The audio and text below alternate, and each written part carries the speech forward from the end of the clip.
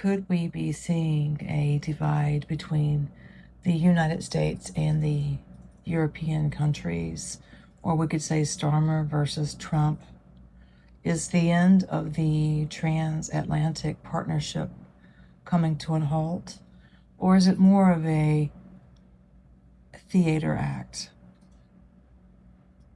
Well, in my opinion, and what I believe, is that we are not close yet.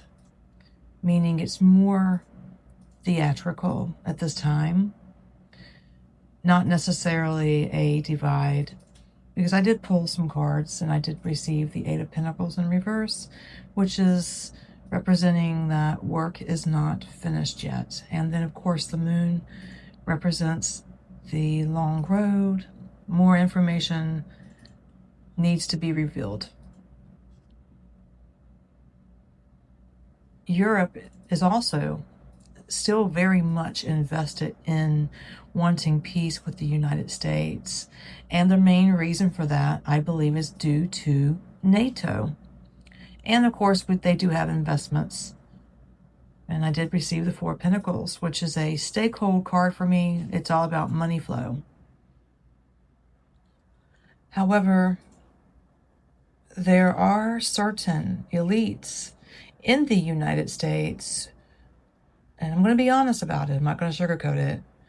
There are a few people here in the States that are becoming more distant with the relationship between the two countries, or Europe as a whole, and that includes the UK versus the United States.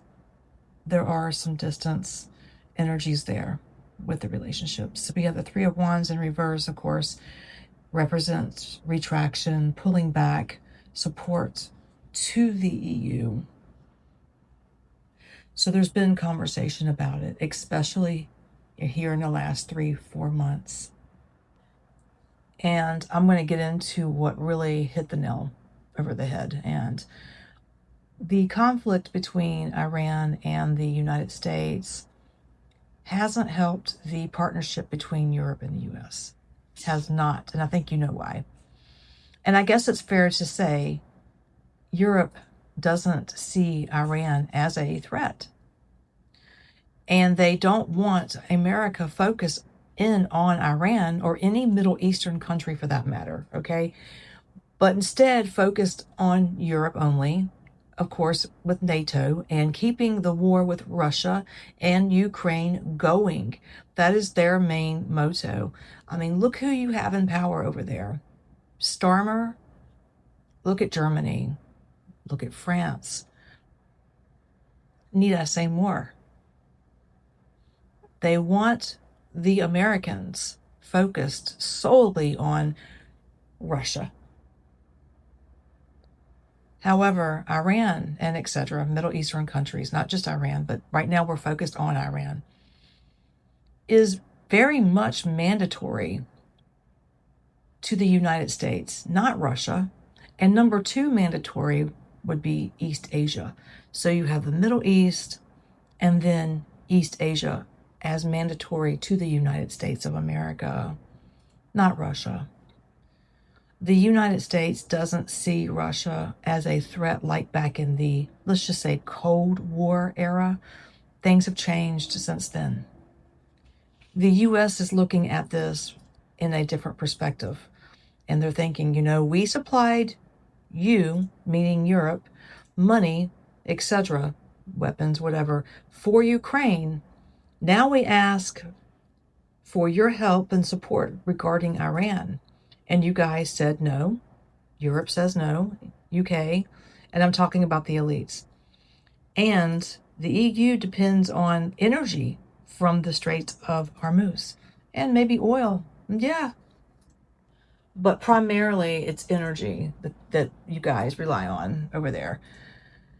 And you don't want, you know, the elites, they don't want to step up and do anything. They don't want to get involved. They want everything focused on Russia. And so, yes, the Americans are looking at it that way, the elites. And I'd have to say they're pissed off in the energy I get. They're pissed off at the European elites.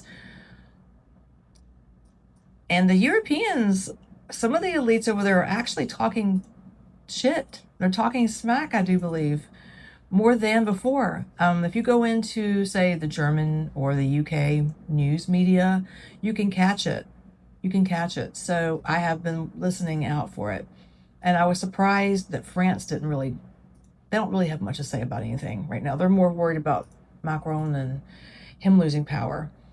But if you watch the German and the UK news media, you will hear a lot of hate towards, America about what's going on with Iran. And so, yeah, there you have it. That's my take on it. I put a video out probably about a year ago, and I talked about the divide, where there would be at least 3 to 4 different divides where countries would go their own way. And I will tell you that what I saw with the UK was not a harsh relationship with the United States. I saw new leaders, and I saw the United States and Europe working close together in some way. It was not a faulty relationship. Now, right now, it's going to appear that way because you have, well, look who you have in power there. Yeah, I mean, he doesn't even like his own people. He doesn't even take care of his own people first, Keir Starmer. So he's not going to give two shits about anybody else. So there you have it.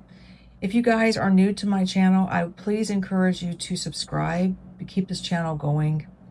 Hit the like button, hype the video if you're able to, share, subscribe, and I will see you all very soon.